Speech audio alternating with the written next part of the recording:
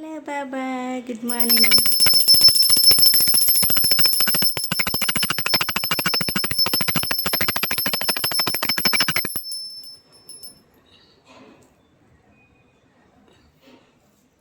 అందరూ బాగుండాలి. నీ హృదయంలో ఎక్కువ ఉండాలి. ఎందుకంటే అమ్మ నాన్న లేరు కదా, నువ్వే కదా నా గాడ్ ఫాదర్.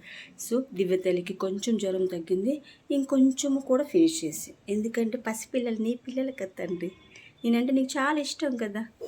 సో లక్షవారం కల్లా జ్వరం తగ్గిపోవాలి. నీకు చక్కెర పొంగల్ చేసి పెడతా, మంచిగా పాలు నెయ్యి అన్నీ పోసి, ఓకేనా? ఏదైనా ఇస్తేనే నువ్వు చేస్తావా ఏంటి?